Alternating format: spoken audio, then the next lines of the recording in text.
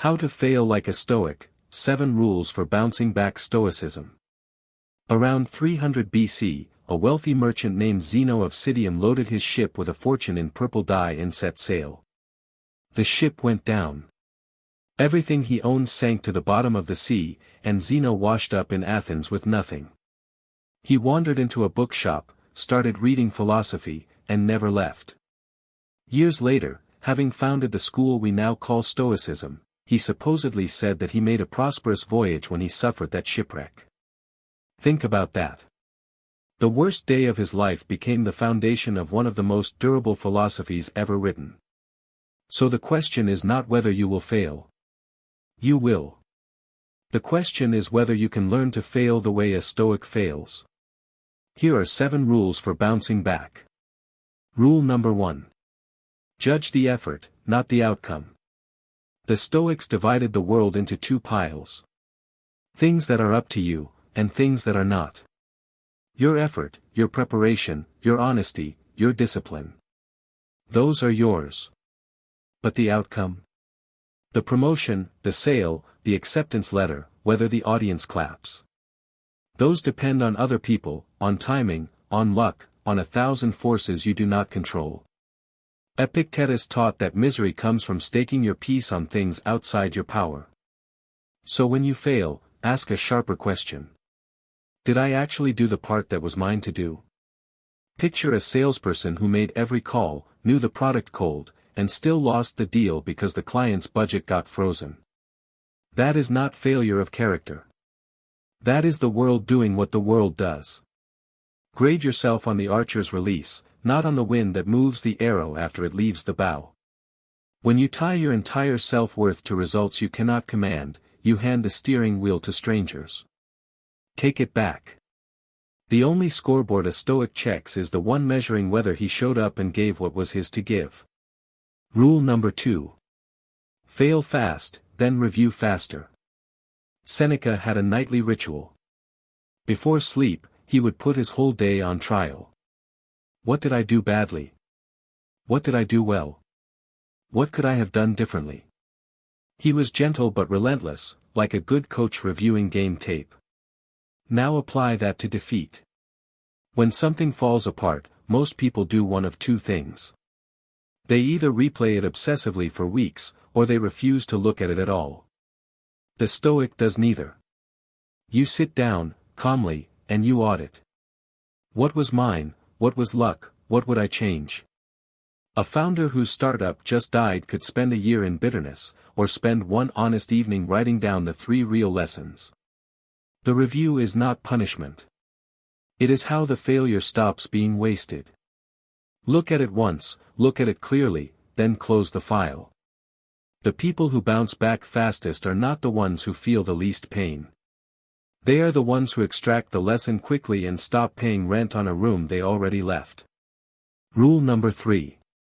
Separate I failed from I am a failure. This is the difference that saves people.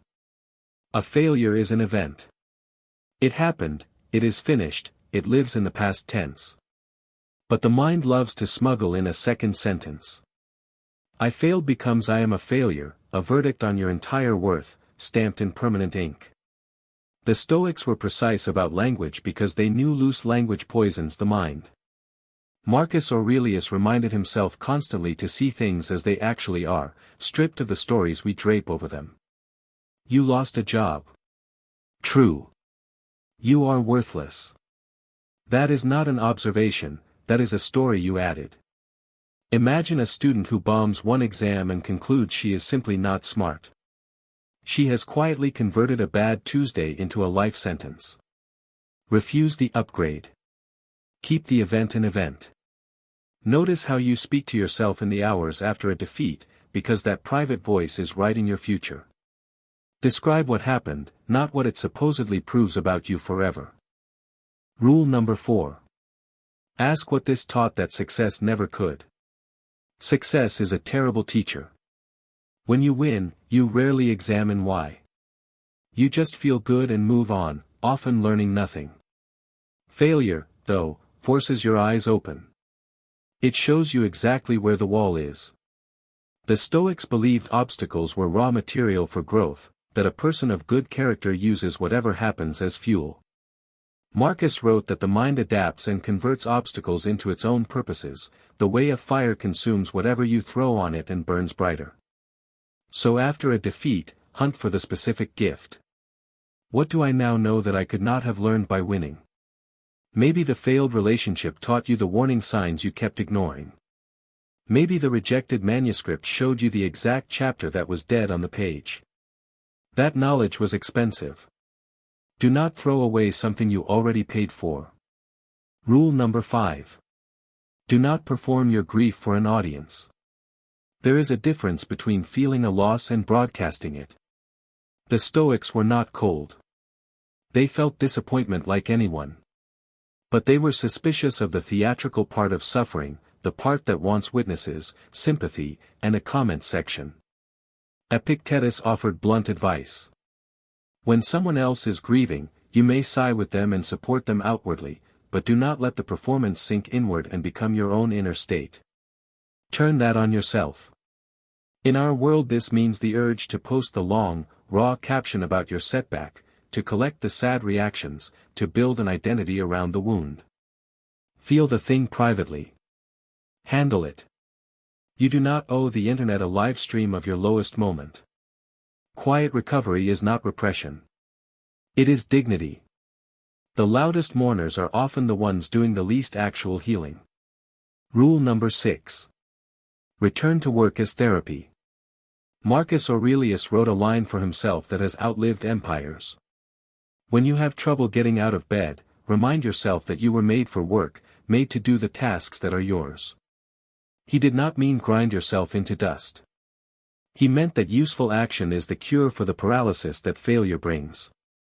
When you fall, the Stoic instruction is simple and physical. Get up.